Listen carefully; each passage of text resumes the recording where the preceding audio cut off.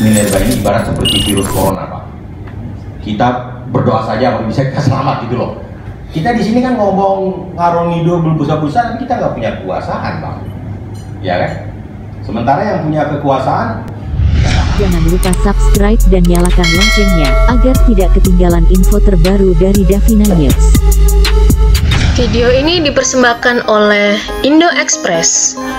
Indo Express Fast Handling Fast Solution. Bang Dr. Insinyur Lukman Malanwa untuk memberikan beberapa hal di forum ini. Terima kasih Pak Bisman, Bang Yusri, Bang Disan, dan teman-teman semua. Kebetulan kami sudah memprint RUU Cipta Kerja Omnibus Law ini, jadi tebalnya itu 15 cm. Kalau 9 fraksi memberikan pandangan dalam daftar inventarisasi masalah, itu kita perkirakan 9 kali 15, Bang. Jadi 1 meter 35 cm. Itu 1 meter 35 cm. Kalau nanti sudah keluar yang namanya daftar inventarisasi masalahnya.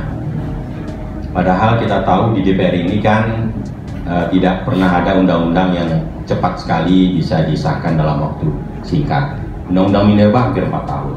Tapi undang-undang KPK bisa ngebut, Bang. Bisa seminggu selesai gitu. Nah, tergantung ya. Nah, sekarang undang-undang RUU Minerba di Komisi 7 ini kita dapat info kira-kira 2 hari lagi sudah selesai, Pak.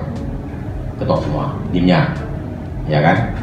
Nah, sementara di Balik untuk Omnibus Law masih belum ada pembahasan karena banyak sekali pasal-pasal yang kayaknya salah ketik. Jadi harus dikembalikan dulu ke pemerintah, ya kan? Belum mulai pembahasan di Badan Legislasi. Jadi kita tidak tahu. Tapi yang penting bagi Komisi 7 urusan sudah selesai, ya. Mereka sudah menyelesaikan draft RU-nya 900 sekian dim. Itu kecil apabila dibandingkan dengan Omnibus Law. Kira-kira logikanya Komisi 7 selesaikan pada Februari ini, nanti kita tunggu bagaimana perubahan di Balik. Maka nanti yang berlaku adalah yang di Balik. Kira-kira begitu, Bang. Nah, sementara kita tahu bahwa pemerintah ini efektif kurang lebih tinggal 3,5 tahun lagi, Pak Bisman. Ya. Dengan pembahasan DIM yang 1 meter 35 cm itu apakah mampu Balik menyelesaikan dalam waktu singkat? Walau kita lihat saja bersama-sama nanti. Tapi yang menjadi catatan kita adalah bahwa Omnibus Law ini adalah, saya katakan, senjata terakhir pemerintah untuk menyelamatkan ekonomi Indonesia. Sebelumnya kita sudah coba dengan tax amnesty dan gagal. Kita sudah coba dengan 16 paket regulasi ekonomi juga sudah gagal. Maka ini adalah Omnibus Law ini adalah upaya penyelamatan terakhir bagi perekonomian Indonesia. Wallahualam, apakah kita akan selamat atau tidak? Wallahualam. Jadi Minerba ini ibarat kalau kita berpikir merujuk kepada Undang-Undang 45 dan tap-tap MPR yang disampaikan oleh Bang Marwan, Pak Bisman ya. Jadi Minerba ini ibarat seperti virus corona, Pak. Kita berdoa saja kalau bisa kita selamat gitu loh. Kita di sini kan ngomong ngarung ngidul berbusa-busa, tapi kita nggak punya kekuasaan, Bang. Ya kan? Sementara yang punya kekuasaan tidak paham gitu loh. Apa maunya semangat konstitusi kita, apa maunya MPR kita, Pak Bisman. Nah, saya khawatir di tahun 2045 tiba-tiba semua sumber daya mineral kita udah habis semuanya, ya kan? Habis semuanya kalau model seperti ini, Pak. Nggak ada yang tersisa. Batu bara kita habis, boksit kita habis, nikel kita habis. 3 komoditi ini adalah mother of civilization, kan? Ibu dari peradaban, yang memicu peradaban. Kalau ini habis, selesai kita. Barangkali 2024-45 yang kita akan banggakan sebagai tahun emas Indonesia ini, nggak ada itu cerita. Justru kita akan jatuh menjadi negara-negara miskin seperti negara-negara Afrika yang tadinya merupakan negara yang sangat kaya dengan sumber daya tambang, tiba-tiba dia jatuh miskin sehingga keluarlah postulat yang disampaikan oleh Richard Rorty yang disebut dengan resource curse atau kutukan sumber daya alam. Nah, 25 tahun lagi kita merana gitu loh. Jadi kita sedang meluncur menuju kepada kutukan sumber daya alam ini kalau kita tidak segera menyelamatkannya. Ya, ngobrol-ngobrol di sinilah untuk penyelaman kita. Paling kan nanti kalau kata Bang Bisan, kalau kita nanti ditanya di alam kubur, kamu sudah berjuang? Oh sudah, kami sudah mengadakan diskusi dan pusat. Ya, setiap minggu kita sudah menyuarakan ini, tapi mereka nggak pernah ngomong gitu loh, nggak pernah mau dengar. Paling nggak kita cerita sama cucu kita. Dulu kita begini. Sudah berjuang kan gitu kan. Jadi teman-teman sekalian, ini mirip seperti cerita bagaimana pemilik Chelsea yang bernama Roman Abramovich, dia memperdaya kawannya yang bernama si Boris Yeltsin, ya kan. Jadi si kawan ini mengerti apa yang jadi hobi kawannya. Hobi kawannya ini nyanyi dan minum. Nah tentu saja perempuan gitu kan. Ya satu saat, satu malam kawannya Boris Yeltsin dia mabok, dia main gitar, dia bernyanyi. Pagi hari dia pingsan.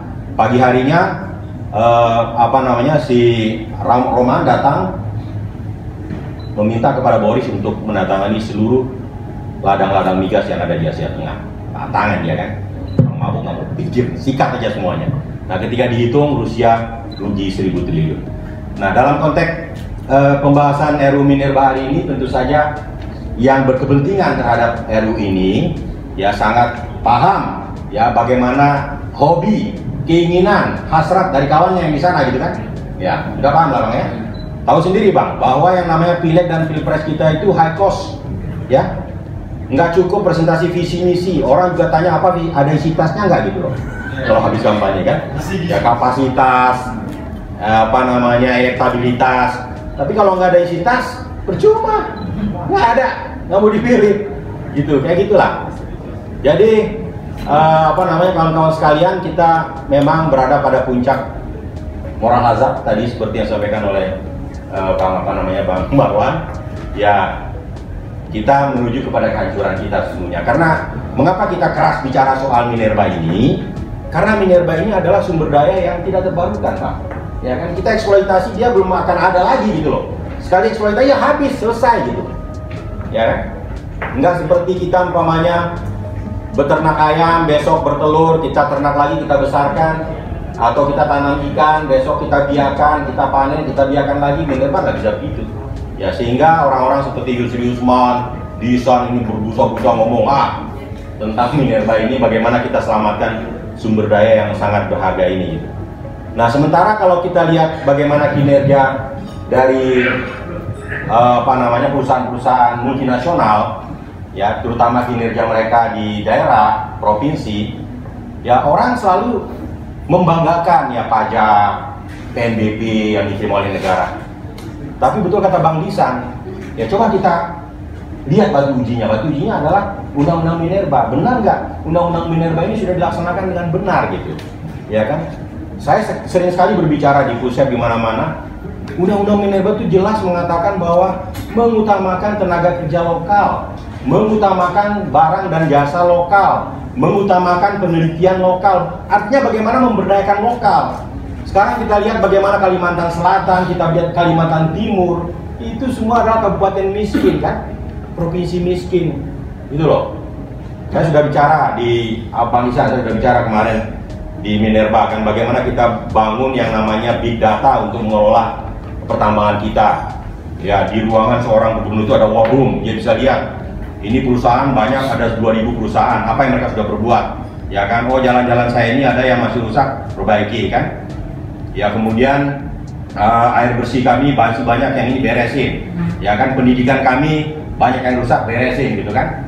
Jadi bayangan saya 30 tahun umpamanya PKP 2B itu, dia sudah melahirkan banyak sekali profesor doktor yang ada di daerah tempat dia melakukan eksploitasi pertambangan gitu. Jadi ada puncak excellent yang bisa kita banggakan sebagai transformasi dari sumber daya yang tidak terbarukan tambang ini ke sumber daya yang terbarukan. Dalam hal ini adalah sumber daya manusia, infrastruktur, energi, air bersih, pendidikan, kesehatan. Jadi kalau kita bertanya mana sih daerah-daerah yang sekarang sedang dilakukan eksploitasi pertambangan, lalu daerah itu sejahtera atau maju dengan pertambangan? Tidak ada, nggak ada yang bisa kita banggakan. Dari ujung timur sampai ujung barat nggak ada yang bisa kita banggakan, ya kan? Mau minta perpanjangan 30 tahun atau sumur tambang sampai kiamat, ya kan? Lalu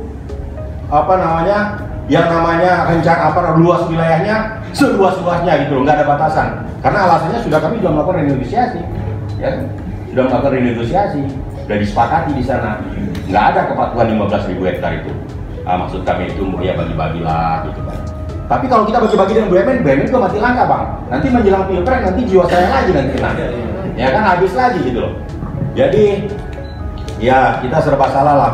Mau jalan ini kita salah, jalan itu kita salah. Kita membesarkan BUMN, nanti BUMN ketika mau menjelang pilpres dicekek juga, ya kan, dihabisi juga gitu.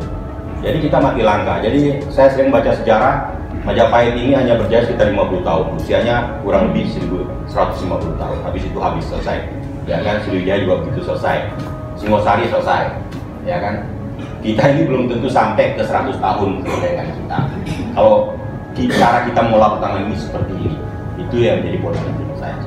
Demikian, terima kasih Pak Gisman. Assalamualaikum warahmatullahi wabarakatuh. Waalaikumsalam.